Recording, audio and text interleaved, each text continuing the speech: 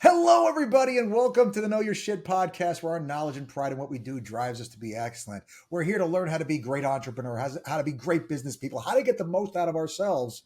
Because when you work for yourself, you still got to get yourself to do the things that you need you to do. So we do this by talking to some of the most successful, interesting people in all different fields. We have a great show for you today because we have a great guest, Dr. Camille Preston. Camille, thanks so much for being with us. I'm excited, and what a great audience you have. So let's dive in. Let's do it. So maybe the best place to start is where I always love to start is for you in your own words to tell everybody what it is that you do. So I'm a business psychologist, and I work with incredibly successful people who maybe have hit the top of their game, and they're saying, okay, what's the next lever? What's the next hump? What's the next thing that I want to hit? And what's kind of fun about the work we do is we not only help people get to that next level, but in getting to that next level, they realize it's almost like a game change. What the next level is Sure. beyond their conception. Absolutely. Now, it's as an entrepreneur, having hit different thresholds myself, there's always this sneaking thing going on. Is this the high water mark?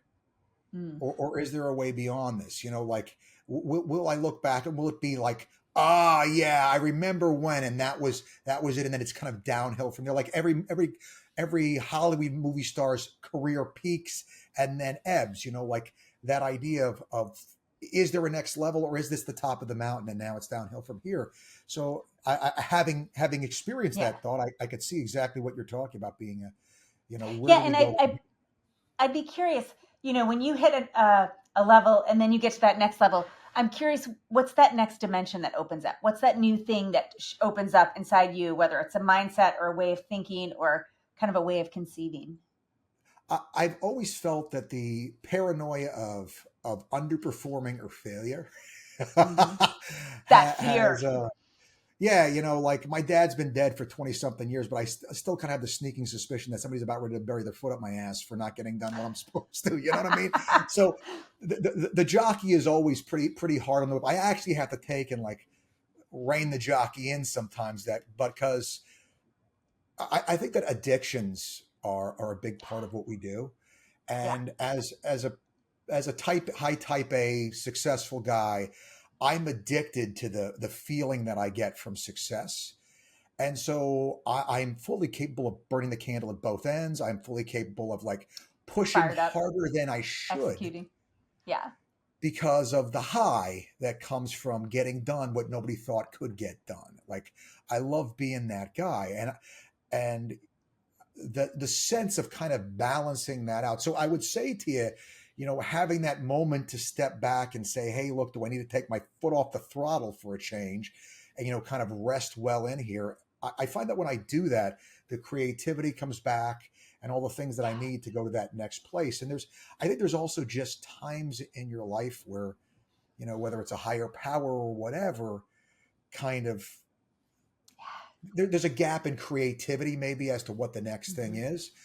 To give you a chance to kind of settle in a little bit. So I found that, every time I've had to go back to the whip, there's been more horse there to run. I'm grateful for that. But, there's always the sense, hey, will I go back and try to get more? And the horse will be done. The horse isn't going to run anymore. So what you're hitting on is like a lot of people have gotten successful based on cortisol-based leadership, like activated stress, the adrenaline. And let's be honest, I've done that too. I wrote this book and it came out so quickly. And there's something incredible about that. And what I'm also hearing you say is I start to have these glimpses of like, that's activated energy, but enlivened energy is when you're like aligned and integrated. And it means that you're not like, it's a different type of energy that doesn't leave the horse dead. Does that distinction make sense? Absolutely. Activated. Yeah. No. And so that's like a micro shift that can transform your life, like a whole new way of thinking. When I think that the concept of treating yourself like the most critical piece of business equipment in the operation, which means if that was really true, I would make sure that it's serviced properly, that the oil is changed, that, they've replaced the little safety warning lights on. Like I'd make sure that because the whole business hinges upon this machine. Doesn't work without you. Uh-huh. Right. And so obviously one of the things you want to do in business is get the business so it doesn't need you so desperately. But simultaneously with this, all the entrepreneurial things that are going to come, all the creativity, all the next ideas come from taking care of the primary piece of business equipment, which Renewal.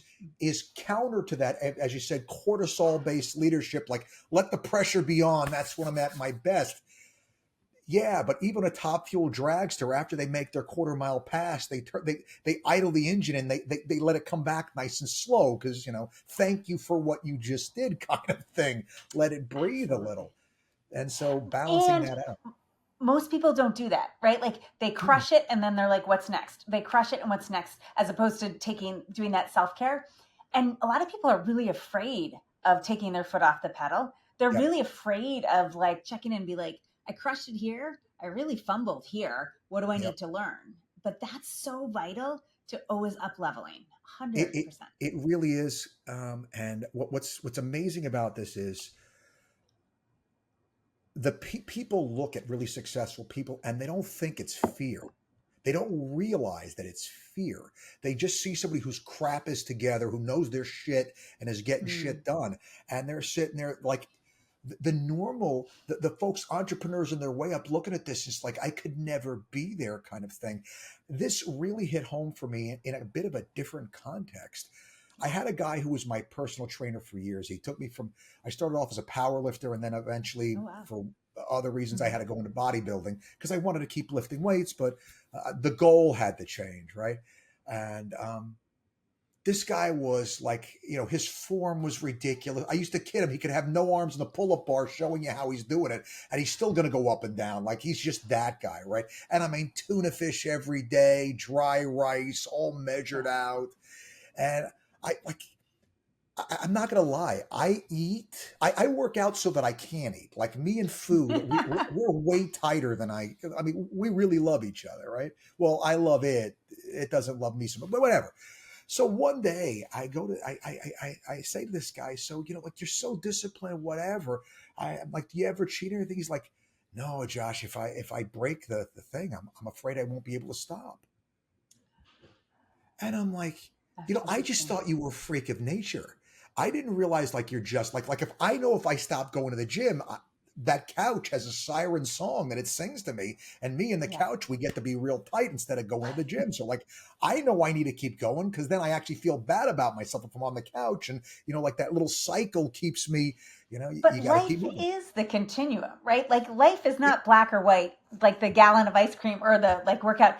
And so I think like for him to get to his next stage of development is he needs to be able to experiment with the shades of gray and like enjoy an ice cream and Yep. work his yeah. Yeah. No. You know, it's It's good. go ahead on. The analogy I would use, again, you just going back to like, who do I work with? I often think of life as a helicopter. You start your business, you're on the ground, you're like rolling up your sleeves, you're not getting a lot of altitude, you're executing. And as you move up, you need to get more and more altitude. Not saying you stay at altitude because you're always shifting gears, but if you use that analogy of a helicopter, first thing is like, where am I? What is the right altitude for me? And how do I need to calibrate my day? But the second thing that's so vital that you're hitting on that's so spot on is, where am I? What kind of helicopter am I flying? More importantly, what kind of helicopter am I going to need for the next chapter? What is the competitor flying? How do I proactively build the skills I need and up level my technology? I'm not a helicopter person, but like get the Yep. next level of helicopter so that I can have more altitude, more velocity, more speed. But that needs to be skill building, not in crisis. So it's Absolutely. very aligned with it.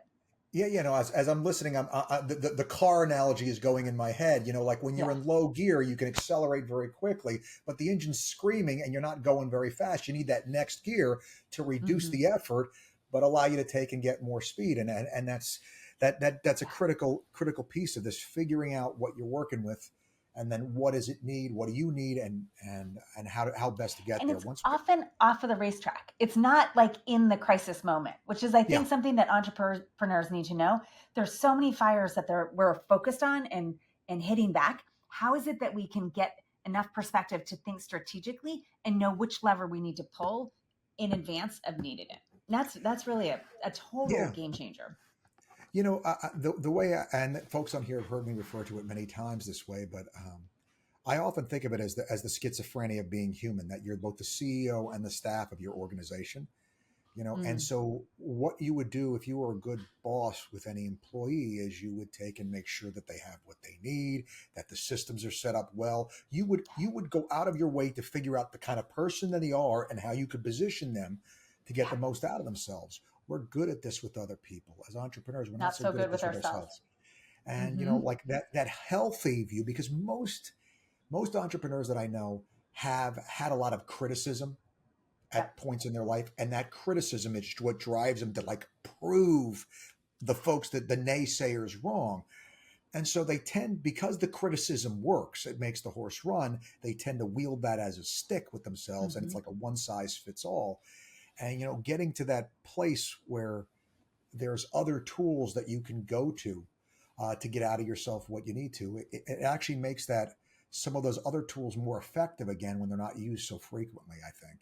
So And maybe that's there's an healthier ways. incredible example of kind of when I say people who come to me are successful, but they've hit a little bit of a ceiling, because there's a saying I love, which is you can't paint a chair when you're sitting in it. And you can't see that next level, right? You can't see that next opportunity. And yet what I love is that people are hungry. What I love even more is changing what is the source of that energy, that source. So rather than having it be a force energy, like must kill, must like the competition, that adrenaline, to being more of what I feel is like a source energy. And you and I were chatting about this ethics class that you were teaching today. Like Yep. that's more source energy. Like that fires you up, that fuels you. That not only is service to your community, but I also left feeling like it makes you think and reflect about your life in a way that's inspiring. And so for entrepreneurs, you need that adrenaline and cortisol to get over the certain level of hump. But what makes and differentiates leaders and also makes sustainable entrepreneurs is the energy source they're operating from. And I'm For sure. guessing in our conversation, you know that. Yeah, no, I think that I've always felt that it starts with figuring out what you want people to be able to say about you when your time here is done, then Yes. laying out like a good boss would for the staff what the guardrails are of this is how we're going to do business so that this ending is where we get to. We know what the end needs to look like. Mm-hmm. Business is such a big part of, so I got to put the guardrails up for life. Hey, this is the kind of life I'm going to live, and within that context, this is the kind of business I'm going to run to be reflective of the kind of life and everything. One of the guys I just finished reading about, and he's kind of a little bit of a misunderstood fella, a little bit, is John D. Rockefeller. John Oh, D. yeah. Rockefeller, most of what we know about John D. Rockefeller was written by a lady named Ida Tarwell. And Ida Tarwell was, her father was basically lost everything because of, big oil and whatever else. So she had an axe to grind with Rockefeller, and she wrote some things that were the most unflattering ways that she Mm. could portray who this guy was. And he believed in not responding to this stuff. So we have no commentary from him. He never tried to even defend himself from any of this stuff. Mm.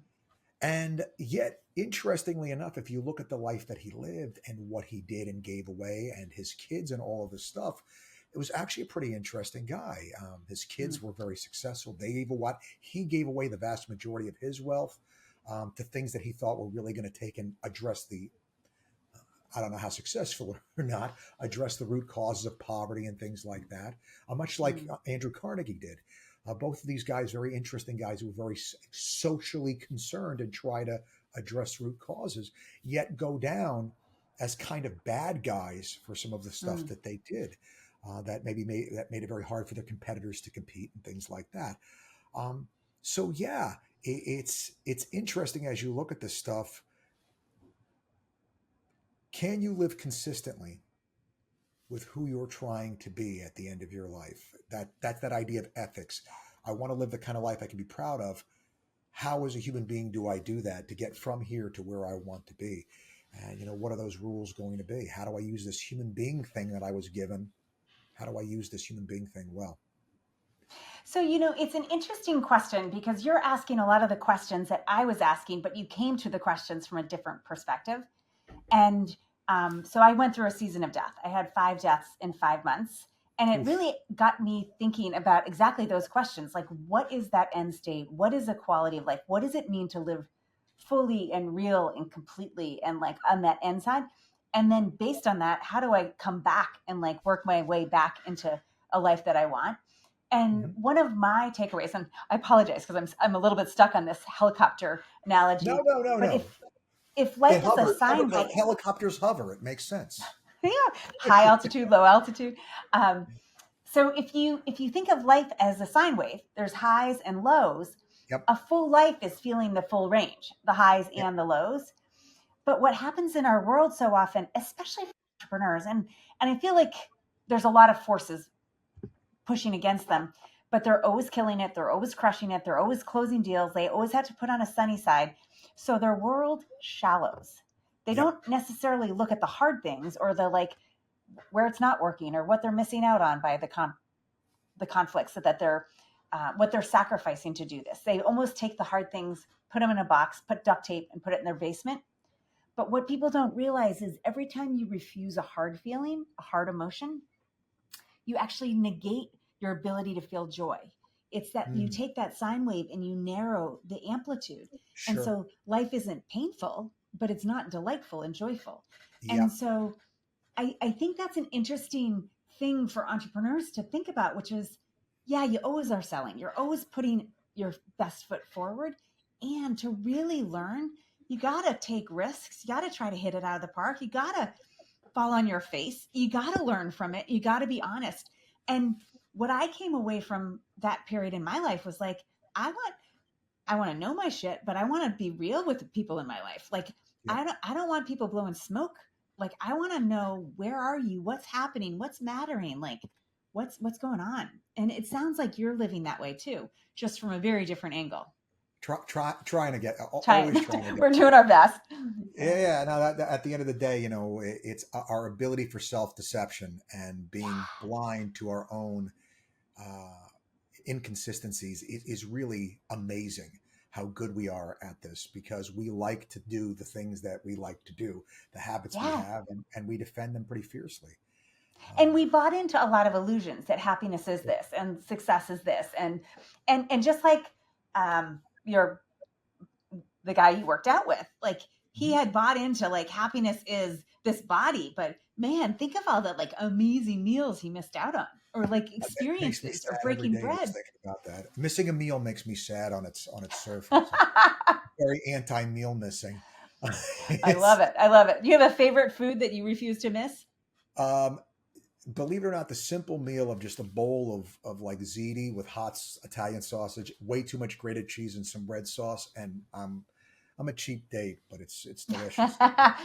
Know yourself. That's the gateway. There on Totally. people who are listening, you could probably pick Josh's brain for a great bowl of ziti. Now you know Yeah, what he likes. will work for food. No, actually, what I hear you saying is very much, and I referred to it on the show many times, that idea of the old man in the sea. You chase the big fish, you chase the big fish, you catch the big fish, you get it back to port, and what you have left is nothing like what you thought it was going to be. And it's out there because most of us are chasing what we see somebody else has, but we have no experience having that thing. We think Yeah. that the freedom that money gives you is going to take and bring the happiness that's associated with it, but it's also going to bring the stress and aggravation that comes with those things. And most of us haven't experienced that, so we don't really know what we're signing on for. So making peace that there's going to be, just because I can achieve something, maybe it's not best to do that thing. Maybe there's better ways Yeah. to get at that. Um, and that's kind of what ethics, once again, is circling around the Yeah. idea. Just because you can accomplish something, is it the right thing? Now, this is not saying to not go out there and fight for what you're capable of, to Go after see what you most want. of us. Yep. Yeah, we have to go out there and show us, because we don't know. We don't come with an instruction manual from the factory. We Hey, look, totally don't don't. rip it past 7,000 RPMs or it's going to blow up. We don't Yeah. know. Maybe you're the 10,000 RPM model. Who knows? Right? You got to go take and find that out. Unfortunately for me, what I see is, especially in the environment we have a lot of people that don't take it out of idle. They're They're afraid. they live a life never going beyond 1,500 RPMs when they're capable of so much more, because they've bought into the idea, again, buying into Yeah. ideas that comfort is doing as little as you can to get by, and just But that's not chasing. where vitality is. That's not where fulfillment is. That's not like you and I are singing the same song. Like it is taking that car out, putting it in the new gear. I think there's another thread, which is like what I love doing. And I'm kind of guessing that it's your passion too, which is seeing talent in the rough, or seeing talent that might be not even in the rough. It might be like crushing it, but then seeing that next iteration, that next layer, that next possibility, that next, and it's not always a bigger job, a bigger paycheck, a bigger promotion. It might be that pushing up against the edges of that container, living more fully, living more connected, feeling that vitality and aliveness, knowing that there's going to be like a heartbreak potentially on the other side, but like feeling it all, doing Yeah. it all is what I think I see people craving. They're craving a depth of connection that has really atrophied. And as you said, it's been atrophying for a long time. Yep. No, human connection has been struggling for a long time. We've tried to medicate it with devices. We've tried to Totally. medicate it with, all sorts of ways to feel connected, to watch other people's lives without living our own. And to Um, feel good about our lives, comparing, like looking at the Kardashians or contrasting and trashing. Yep. yeah, 100%. no, it's a thing. Isolation is at a all-time high, burnout all-time high, depression, Depression. anxiety. We are at and that actually, in full transparency, was the thing that got me to write the book. If I'm deeply honest, I woke up one morning about 4 a.m. and there was an entire outline for a book, and I thought, 2 kids, 2 books, I'm done, and I rolled over. But it was 4 in the morning and it just kept on knocking. So Yeah, it it was the mental health crisis that we're in. Was, yeah, I can help you be more successful in your business and I can help you get in shape, but I want you to have a life that is magnificently fulfilling and absolutely. impactful and rich. I actually teach a class based upon that. There's a couple of great books. I've recommended them on here before, but written by a child psychology called "Boys Adrift and Girls at Risk," written by a gentleman by the name of Leonard Sachs. Two Yes, really that's really a good, great one. Yeah. two really really good reads, right? And very much preempting. Hey, this is what's going on with these kids. These kids are now adults, and Yeah. one of the things that I lean into. So when I teach this, I have a class that I've written on this concept, and I talk about how this is our customer, right? These are the people you're trying to sell. This is their experience of life that they've isolated themselves. They're more lonely. They're more jealous than they've Yeah. ever been before because they're watching all these, carefully scripted Curated. pictures, microcosms of people's lives, and they sit there feeling that their life isn't there, so they feel bad about them. All this stuff going on, and then And at we're the end, contrasting. I mean, that's what Living Real, the book I've been referencing, is about. But we're contrasting our blooper reel with their highlight reel. I No wonder know. we're, yeah. It's like no wonder it doesn't feel good. Absolutely. And what's crazy is like they're getting divorced and she's posting pictures of them on the beach, love forever. You're like, You see that? it doesn't even, it's not even true, most of it.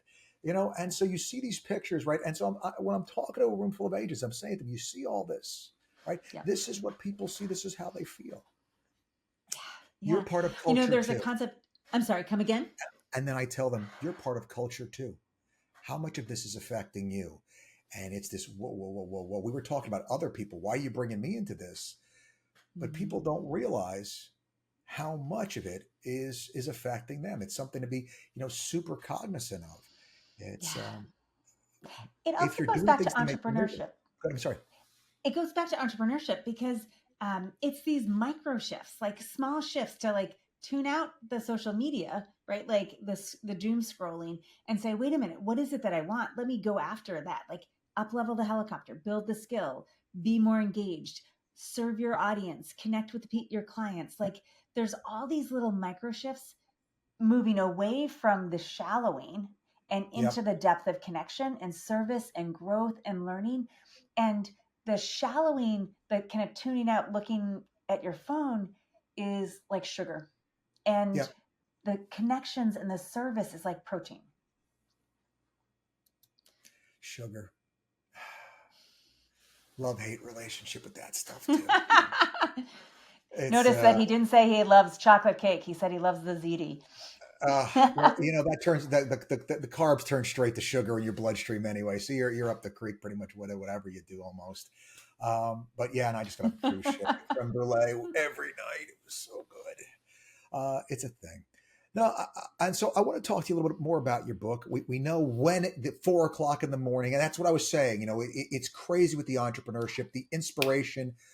There was a class that I was trying to write for years on body language and negotiation, and I didn't know how you teach it because I have to teach it virtually and in person. Like in Yeah. person, not a problem, but virtually, how you got to take it through. And Yeah. so one day I'm in the back. I mean, it's like way in the back in a dusty file cabinet. There might be some milk duds that are melted in there. Like it's not a good place that's rolling around back there. And then out of the blue, one day I'm running to the gym and I get an idea for like a little exercise that I would do, and the entire class wrote itself within a few hours from start to Yeah. finish, like done. And poof, there it is. And I've taught it, hundreds of times now. But it sounds like the So can same I thing with, just jump on that for a sure. second? So one of the things that I think, one of the reasons to figure out how you can live more real is that you're more present, you're more Yep. connected, you're more available, you're more here. And what you just described is a sense of presence, right? Like, I know this is important. I want to write this class. It's kind of churning in the background. But when it came knocking, you're like, wait a minute, let me pull up my phone. Let me record that. Let me capture that. Right. And that's, I mean, that's true with people you love. That's true with your kids. It's true with ideas. And when you're living more real, ideas pop up. And I'll make it really personal. Um, this morning, I have this, like, I call it, it's like my church. It's like 5:30 on Tuesdays and Thursday. It's a hot hit workout. It's like, it was 95 degrees, 80% humidity. And this woman just cranks us through these Yep. exercises. And I was in the gym working and like sweating my tail off. And I realized this is both tactical and strategic, but it's so easy to drop into the tactics of like, what's the form?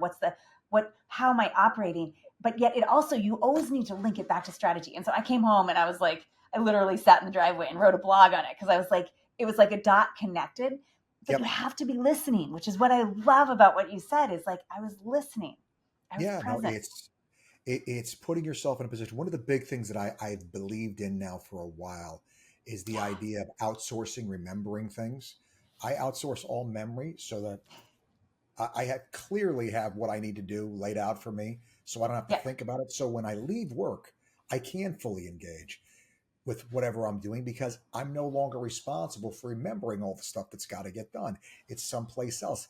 If you take a look at what it is to be an entrepreneur, it is the thing that kills us is walking out like, oh, I can't forget to, and I got to remember to, and like when that is off your plate, you can be Everything with. opens up. I can sit on the floor with the dog, and I am fully there to hang out with my dog, and it's just him and me, and that's it. Or watch whatever. What I have given myself permission by setting up good systems to enjoy my life more fully. And that's Do you have not a a, favorite system for that? How you oh, I capture? totally do. Totally you do. Yeah. I use a CRM called One Page CRM, Okay. and I have everybody in there. I have everything in there. My dog is in there. His flea pill. The reason why I remember it is because it's in there. My credit card payments. I just created a person and said, Josh Visa, and pay it, It and shows up. it shows up. And then when I pay it, I just take and reschedule it for a month from now. And I know that I will never forget because a month from It's now, got it's a going to be sitting system. there saying, hey, pay it. His flea pill, same thing. So like, that's how I never forget anybody. I don't worry about remembering, whose birthday or what. It's in there. It's in a system. It's I in the love system. that. I love that. I've never used my CRM like that. And my team's going to be like, oh no, what are we setting up tomorrow? But I love an app called Email Me. Are you familiar with this? It's like Mm-mm. a one click button. You can tap your phone, do a voice memo. It shows up in your inbox. So like, when Oh, you're out for dinner and you're like, oh, it's but I don't care what your systems are. Those types of systems are gold because then you have, yeah, it's like putting that your full energy back to wherever you are. It's absolutely. brilliant. You're taking and looking at what you do and streamlining that like you're your own boss and saying, how do Mhm. I take and make, I want more of this out of you. How do I make it easier and get rid of the things that are in the way of that stuff coming out of you? And for me, Nice. resting well is one of the things, being able to watch a show on Netflix and not have to think about the 15 other things that I should be doing because I know I've moved that ball as far forward as I can. I've done what I need to with integrity, and now I can move on. And We're back to so that ethics. Yeah, I love it. back to that ethics. Well, you have to have personal integrity. When you tell yourself you got to do something, you got to do it because if you don't, Then when you go to tell other people you're going to do something, the person speaking doesn't do what they say they're going to do, and it comes through in your sale. Totally. People don't believe you as 100%. much. It's a thing. Trust, Or you got to be a credibility good is an liar. inside out job. Well, I think so. I think that's actually what's happening now is like there's enough shallowing and people are starting to read people and people are not buying this. People are becoming more discerning. Yeah, And I no, they think have that's, to be. It's a yeah. self defense mechanism. It's got to be because so many people are all noise and no substance. But I understand 4 o'clock in the morning. That's where the inspiration came. What's the goal of the book? Who were you writing this book to? Um, I think it's a personal book and I think it's a business book. And Okay. the personal, I think, is easy. I was doing a offsite for a publicly traded tech company last April, and the CEO started. He's like, Camille, we've got casual commitments. And I was like, say more. He's like, yeah, we're casual with our commitments. We say we're going to do this, but when we don't do it, no one sits down and says, WTF, where is that? What happened? What got in the way? How did it show up? And I said, well, how are your returns? He said, casual. Right. Hmm. So that's an example of reeling. Like no one's saying you missed this deadline. Let's drill into it. And as a result, they're not having they're not dealing with the lows, they're not having the highs. So the book is a little bit of a personal manifesto. It's a call to action to say Hmm. life is short. Like you can continue shallowing. Here are the costs and consequences. Yep. And if you've read Peter Attila's book, Outlive, chapter 16 is all about the quality of relationships is one of the best indicators of your longevity and your health and your happiness. So let's get real. Let's dive into what does it mean to be in relationship? How is it that you start to hold tension, complexity, hard things? Your trainer doesn't like to hold tension of can I eat just a couple bites of the ice cream? So he does black or white. But life is filled with tension.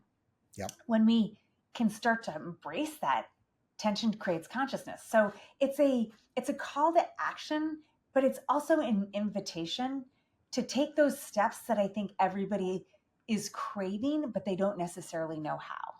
Hmm. How do I start to live more real?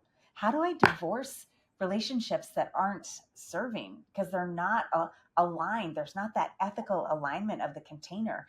And then what is it that if I let go of some of these illusions and other people's rules and kind of wait, what is it that's possible for me in terms of creating a life that's enlivening and inspiring and just like makes you pop out of bed excited in the morning. Yeah. No, it's sort of the people are so busy living life that they never really realize how much better they could be living life. Like you're so busy in the practice of doing everything that you never take that step back to see, could I be doing this better? Is there a better way that I could be more fully Yeah, like enjoying? in the moment, the highs, the lows. My kid this morning, I dropped him off at camp and he came running out the door. I was like, what did you forget? He's like, I forgot to tell you how much I love you, Mom. I was like, Nice. so it's like never missing those moments. And it's easy Absolutely. with a kid, but it's like saying that to the people in your life that you love, like dropping these love bombs, saying, hey, when you did this, it rocked my world. Yep. I see you, you mean something to me. And we're Absolutely. craving that. And I'm guessing you actually have a lot of relationships where you're good at that. Uh, I'm a Bold, big fan of, candid. the dropping the random "I love you" text, and literally it says "random I love you" text, and send it to my peeps. And I'm actually that's what I teach real estate agents to do. I teach them to take and you did a deal with somebody. When was the last time you called them to say thank you? When was the last time you Yes, called them to say, hey, look, I was just thinking about you. I just want to see how you're doing, without asking for any business. 100%. Because my business comes from people who know that I care and know that I'm good at what I do. I'm good at what I do and I care. That makes me an absolute unicorn in the universe. And so they come back over and over and over again. And that's the cheapest, most effective kind of business to have. And here's the thing, it's genuinely how I feel anyway. So, I do care about them. And if I take it full circle, it's because you're caring about yourself. Like you care about yourself, you change the oil in yourself, you take care of yourself, you give yourself the joy of like great meals and time with your dog and those things. But then when you have that love and trust inside yourself, you can give it out in the world. And this might feel a little soft for some of your entrepreneurs, like a little woo woo, but at the end of the day, being able to love on your clients and serve them at the highest level starts by taking care of yourself. Have you seen Sure. that IKEA video by any chance about the Uh, plant? no. It's a killer. We can put it in the show notes. It's basically IKEA takes two plants and they put it in schools in a like glass container, like so Mhm. it has air above. But one has a tape of like negative talk and one has a tape of like positive talk, and they Mhm. treat the plants the same. And after Yeah. 30 days, like the plants are fundamentally different. So that Yeah. self-talk, that self-care is so important. Yep. No, and figuring out what that needs to look like for you and doing it well is so much of what getting the most out of this journey that we have is about. How do we take and dial this in? So, um, the name of the book is again for Living real, Living redefining Real. success, presence, and happiness. Um, Easiest way to find it is livingreal.aimleadership.com. So living real, all one word, aim leadership. Good stuff. All, If it's and there's free resources there too. So people oh, want to there check you out go, like guys. the first chapter. Yeah. Priced competitively at free. How do you beat that? Resources that are free. Really quickly, I got a couple of like lightning roundish questions, kind of some stuff to think about because I like our folks to know you a little better as well, not just what we when we talk business. What would you say in your makeup makes you good at what you do? I walk the talk. I put myself through the grinder first. Right. I'm often trying things on before I will ask a client. And while I've never walked in your shoes, I hold myself to the same standard I am asking you to step into. And that builds both an authenticity, but also a credibility. Sure. No, that makes sense. Hey, look, I'm walking this journey with you. I'm not. Yeah. I haven't solved it all, but we can walk it together. Is compelling, and I think it's honest. I'm a big fan of the honesty of that. Um, this is a It's one of question the that reasons I like being a business psychologist is Mhm. because I can say, here's where I struggle, here's where I'm great. Right. And that's different in a therapeutic. So Absolutely, sorry. yeah, yeah. No, it's so honest to have. Um, it's a question I love to ask because it is a little bit of that honesty. Every entrepreneur deals with disappointments, setbacks, unmet expectations, and some folks really get devastated by it. Some folks it's tough to deal with or whatever. How do you handle it when you have that in business? What do you do? How do you handle yourself to get back in there and take a few more swings? No, it's a great question. I think it kind of comes on multiple layers. There's a physical thing, which is like physically moving my body, shaking, moving energy. Like setbacks happen, you got to move through it. You got to process it. So that's one thing. I think routines and structure, like having systems that help you Yep. stumble but not fall. But then the third thing is investing in other people. So I have a depth of relationships so I can reach out and say, "Hey, I need help here," or "I'm stumbling here."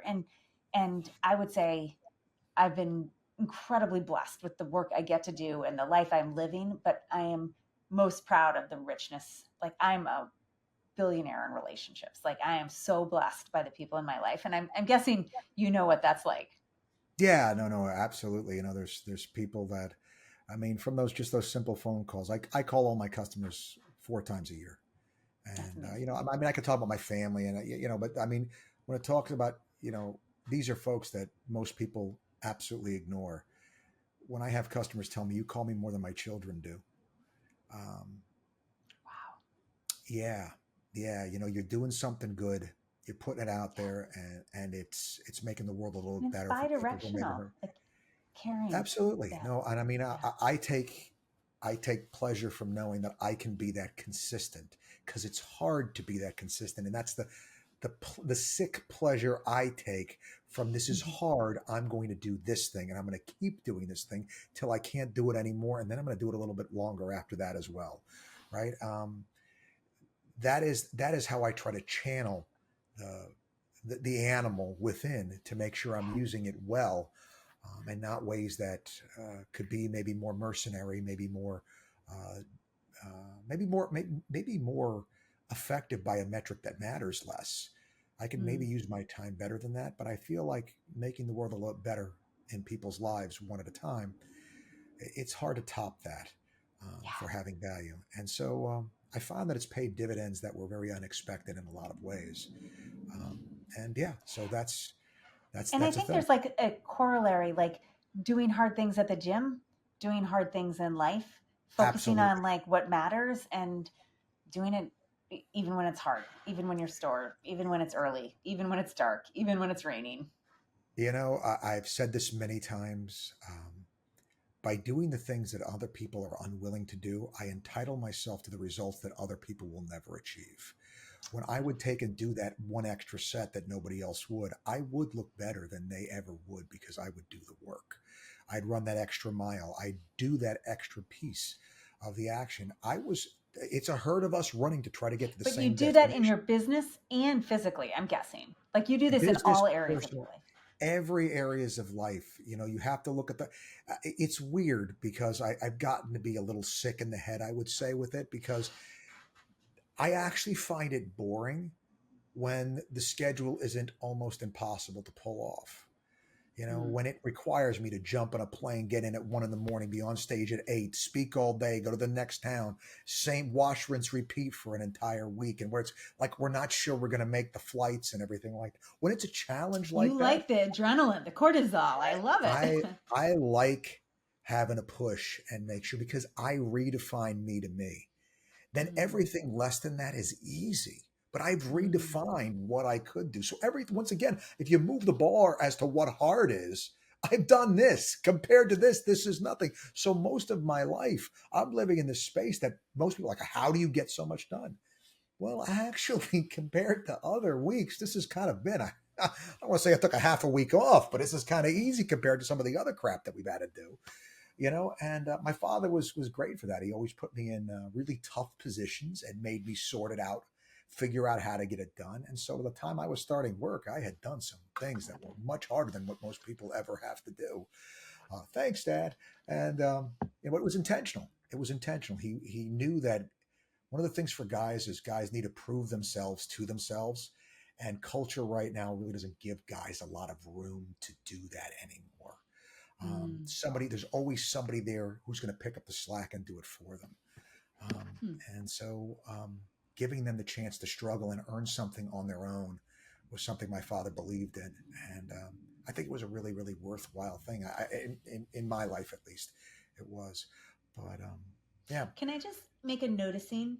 sure. Um, you know, the book was catalyzed by grief because a lot of people can understand that. But one of the things I'm hearing in your description of your father is like that you've metabolized the grief of losing him, like, but he still lives on inside you. Oh, Like you've absolutely. harnessed his power and that love. And that's like become an inner force rather than an external force, which is pretty Yeah, cool. no, I mean, there's no one thing I never doubted for a second was that my dad loved me, and I could tell you he was an amazing dad and a really tough boss, and he served both roles in my life. And when you're young and you work for a really tough boss, tougher than any other boss you're ever going to work for. You are, I mean, I can't tell you how many guys I thought they were hard asses and whatever. Me, I was a pig in the pig in slop, man. I'm used to this. This is great. Yeah. Because I know how to function in those environments. That pressure and all is something that I internalize. So yeah, Been you'd to be the absolutely gym, the correct. I metaphoric mean, gym. Yeah. it was different experience for my brother, and he's had a hard time a little bit more, but yeah. Mm. Um, my dad was an interesting contrast, but definitely the guy that most shaped how I am and who I am for a lot Mm. of my young years. I want to ask you though this: what would you say is the most important thing you've learned in the process of all that you've done?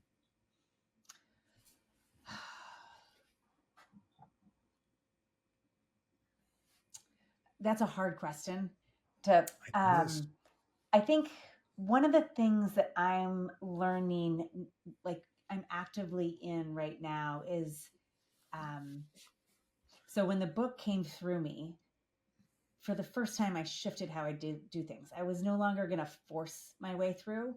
I really said, like, if I'm meant to bring this through, like, make it easy, make it clear, like, create time, create space for this to happen. Yep. And I literally said, okay, I had this.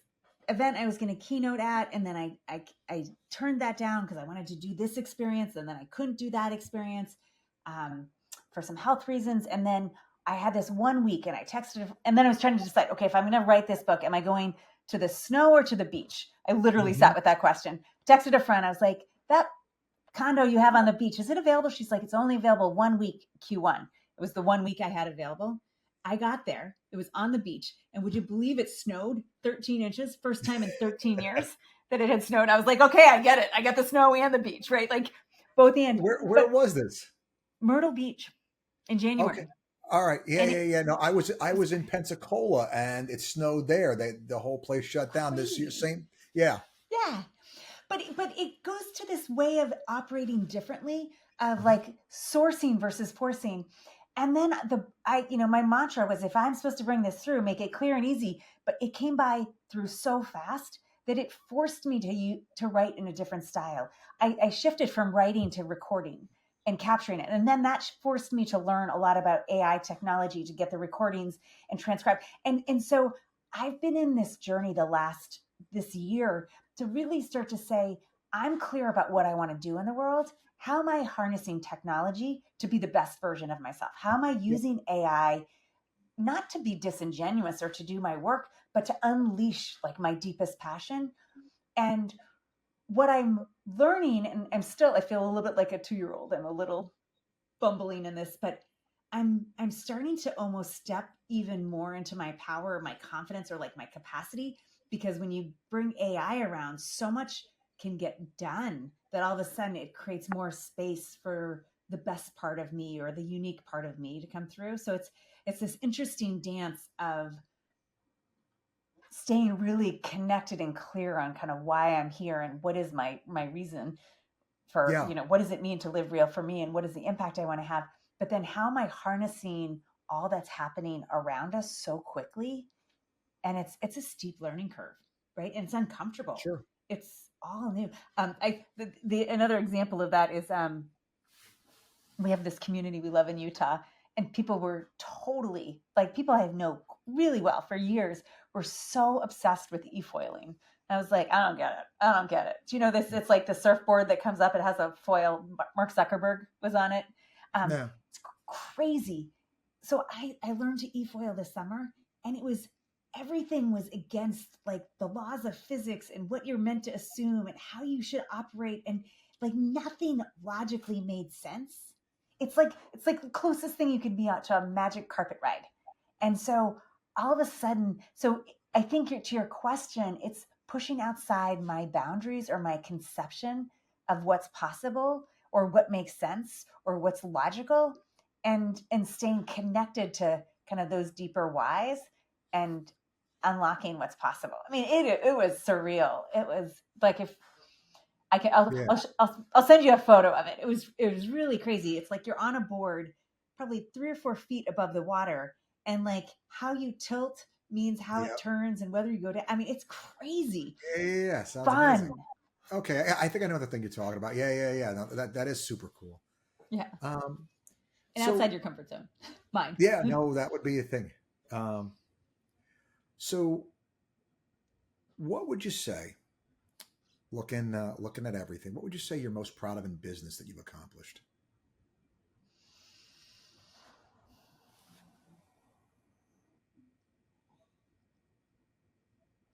It's interesting. When just before all these deaths hit, I did, my company was turning 20, and I did all these follow-up conversations with clients. Sometimes people I hadn't talked to in 17 years.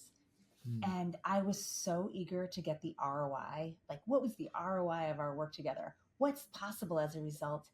And people brought their whole family to the call. Oh, Camilleisms are a part of our dinner conversations. Like, everybody wants to meet you and tell you what the impact was.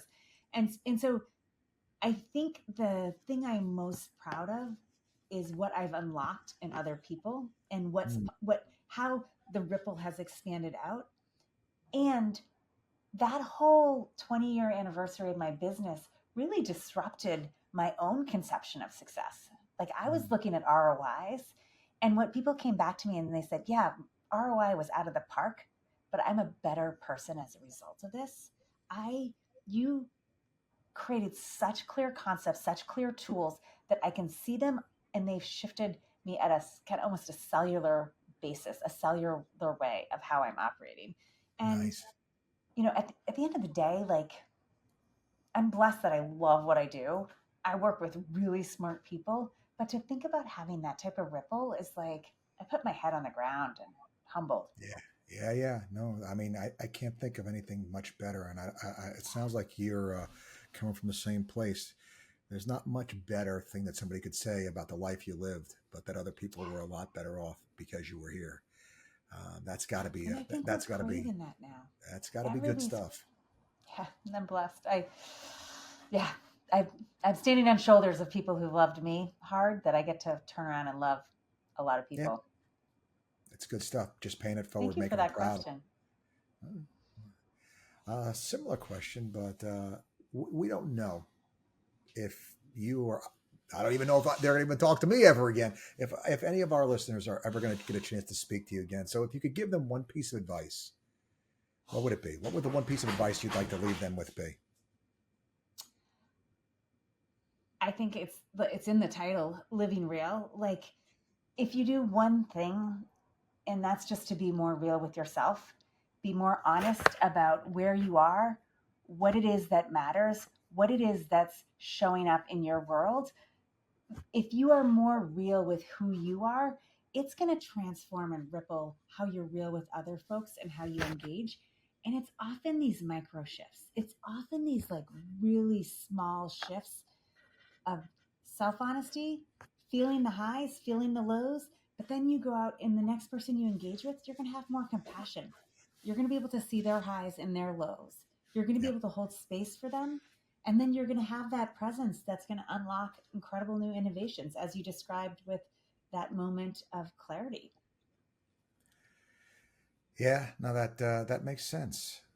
Um, all right, tough And be gentle questions. on This, yourself, because we all want to be more real, but like, take that first step.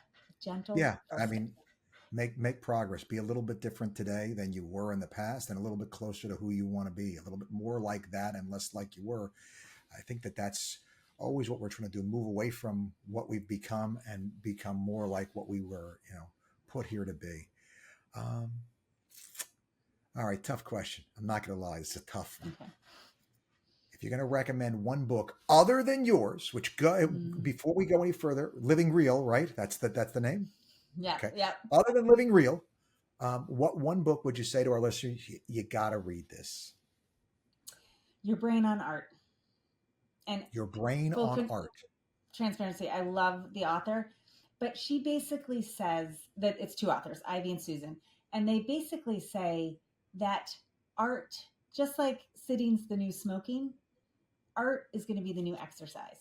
That going forward, exercising your creativity, and whether it's enjoying art or making art, and art is like making a meal, making a workout class, like, it is one of the most rigorous, compelling calls to action of a quality of life. Love it. Similar question. Very hard again. Favorite movie of all time? Oh, I'm not even sure I can answer that.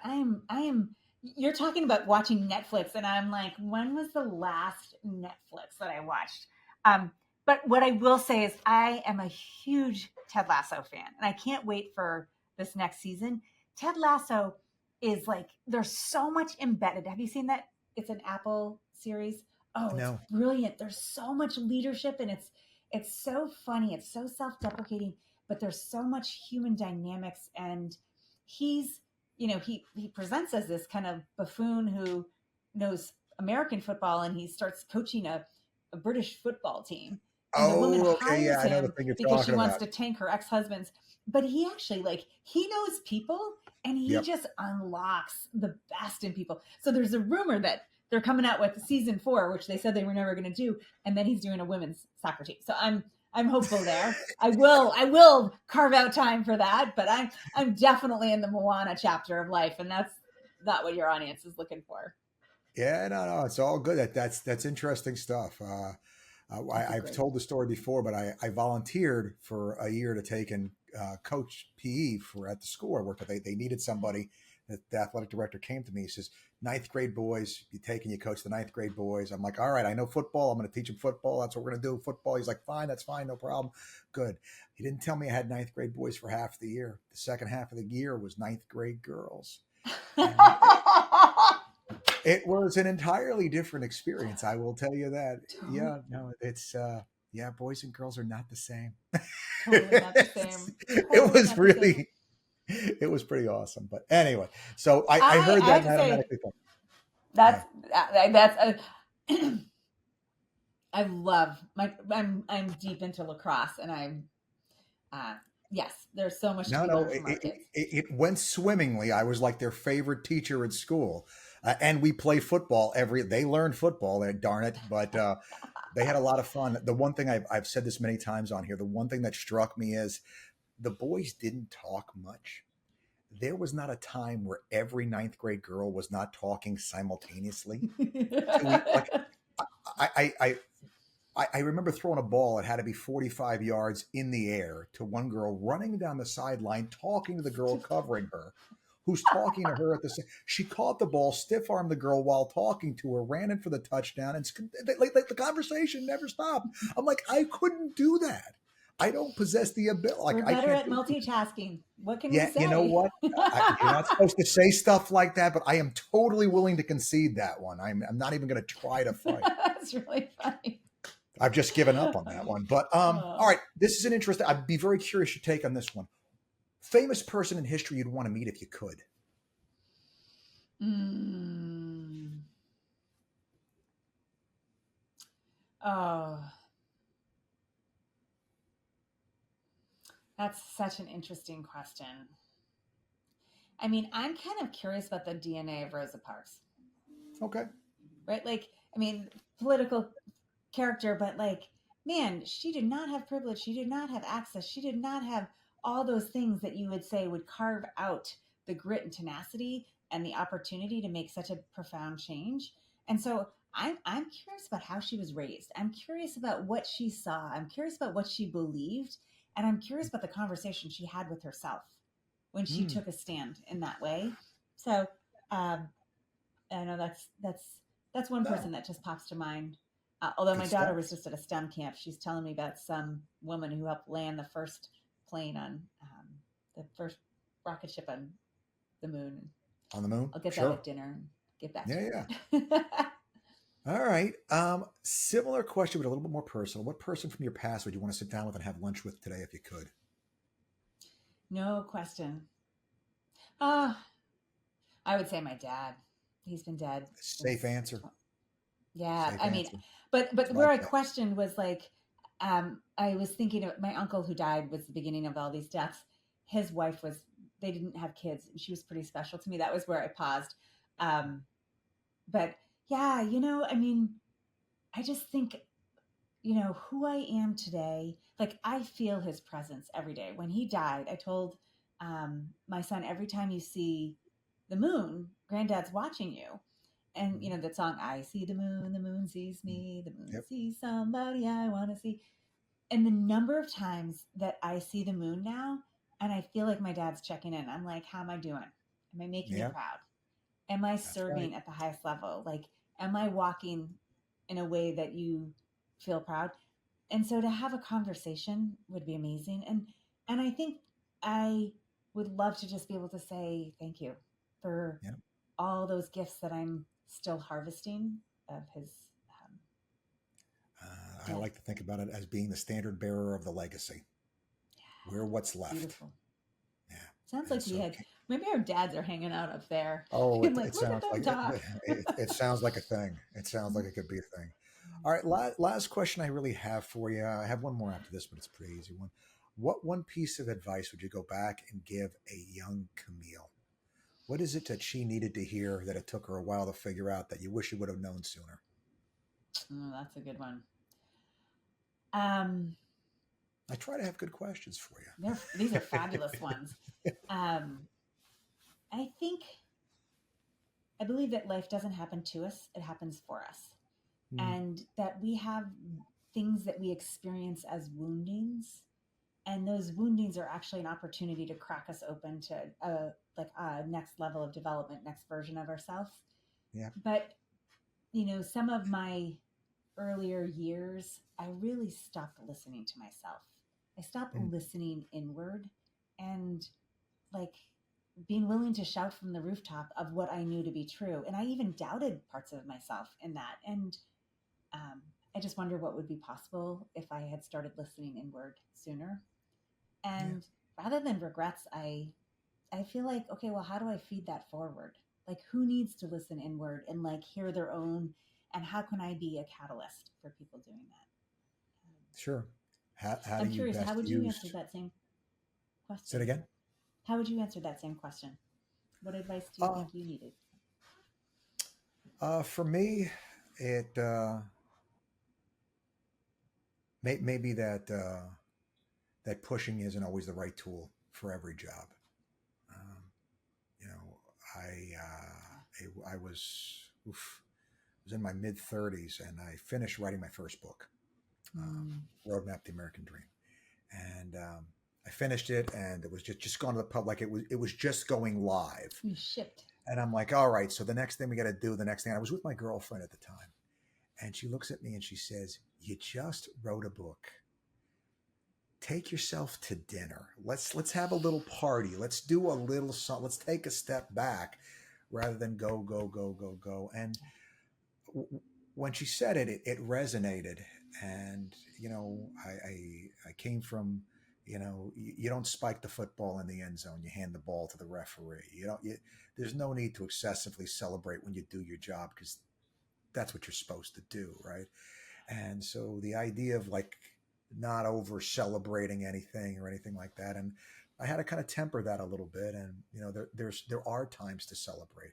There are times to take a step back and really um, enjoy the fruits of what you've done. And I try to kind of internalize that a little bit more, I would say. And that took me a while to get to. Yeah. I love what you're saying there, because we're wired to go after our dreams, and that's that forcing versus the sourcing. Mhm. And sometimes when you're so focused on what you want, you don't calibrate to say, is the universe ready for it? Is the world ready for it? Like, so maybe it's not lifting more, pushing harder. It's Yep. that pause, that self-care that you talked about. That's a Yeah. I mean, powerful lesson. I think the part that always made it tricky was that there were people that were depending upon me, because my mother, my brother, and my sister, we were all, you know, after my father passed, I was the one that was kind of looking after everything, and things turned so badly with all the things that went on. There was a sense of responsibility. It wasn't just for me. Now it's, there's people relying upon you. And for a lot of our entrepreneurs, that's what they have. They have families, they have people that are looking to them to be the one to come Wait. through here. And actually, when I teach my ethics class, there's a great little scene that I show from the movie Cinderella Man. Mm. And it's the scene where his son steals the salami from the butcher, and he has to go back and with the kid, and the kid gives it back and apologizes. You don't even hear that part, but as they come out of the butcher shop, the father and the son are walking down the street, and this kid says to him, just out of they're walking quietly, and the father's still fuming. You could tell there's smoke coming out of Russell Crowe's ears, right? And the kid says to him, Marty Johnson had to go live in Delaware. And the father says to him out of the side of his, "Oh yeah, why is that?" He said, "Because his parents couldn't afford to feed him anymore." And the father realizes, because he's been struggling so badly with money, getting work and everything like this, his kid was terrified that he was going to get sent away. So he stole the food so he could stay with his father. And as this settles in to Russell Crowe's mind, he has this moment with his son where he sits there and says, "Look, people got it worse than we do, but we don't steal. It's never okay to steal." And the kid says to him, "Okay." And the father says, "You give me your word?" "Yes, I promise." And the father says to him, "Well, I promise that we'll never send you away." For those who've never seen the movie, later on in the movie, and not realizing that he's made this promise to his kids, it's winter, the kids are sick. The wife sends the kids away to live with the sister, and the father comes home after spending all day trying to find work and finds the kids aren't there. And he says to him, what did you do? I gave him my word. So the next day, Russell Crowe goes to where he used to fight, where all these promoters and everything were. And he walks in the room and he says, I need $18.36 to turn on the lights so I can get my kids back. And he takes the hat off his head and he walks around the room and begs these guys for money. Wow. Because his word meant more than his pride. He would sacrifice his pride to keep his word. And so I just think that there's just this beauty in that whole concept of like what really matters in this life and how do we do that well. And when it comes to doing it right and living something that we can be proud of, that always And it's hits my. those moments. He was real with himself. Like, I gave my word. That's it. I can't. That can't be broken. It's amazing when we start to define things as non-negotiables. When we figure out what our real non-negotiables are based upon the kind of life that we want to live, what's non-negotiable? Because if I clearly define that, then I have given myself guidance as to how I need to act today. Mm-hmm. What can I not break? And so, that was kind of the conversation from teaching ethics today. And it's, as I'm listening to what you're talking about, that realness, that honesty with yourself sounds to be at the heart of all of this, if I'm getting it right. Mm-hmm. And I think, when I look at the spaces I've been privileged to walk, besides executives, as they are asking hard questions, struggling with tough decisions, they need that trusted person that's not going to judge, that's not going to evaluate, that's going to help them get that altitude and think about all these pieces, both the bottom line, but also how are you going to look your kids in the eye? And like, how do you hold all those pieces? And I think that's one of the things that scares me the most about where we are as a nation is we're so shallowed in so many ways. We're so narrow in the news we're getting. We're so bifurcated in our relationships. And we're so scared that it's really hard to be real with where we are and what's happening. And I think, the solution is an individual, everyone taking a look in the mirror themselves and being more real with themselves, and then more real with the people they're around, and then more real in their workplaces, and then more real, right? It's a stacking that's going to need to happen. Absolutely. And we've atrophied a lot of muscles. Yeah, no, that's absolutely true. We've forgotten a lot of things, and getting back to that is an important thing. It's been great talking to you. I want to ask, though, last question I have for you is, where can people find you? livingreal.aimleadership.com. We offer a lot of free resources because I want to make this accessible. So if this conversation ignited something in you, find me on LinkedIn, pull down our resources, find me at livingreal.aimleadership.com. And Josh, thank you for the opportunity to talk bold, talk business, and talk about what really matters. What a pleasure. It was Thank you for your hard genuinely a questions. truly enjoyable conversation. Thank you, Dr. Camille Preston. It was great hanging out with you. Thank you so much for your time. I want to thank our listeners. Thanks, guys, for hanging out with us. And as I remind you every time, there's never a good excuse not to know your shit. Till next time.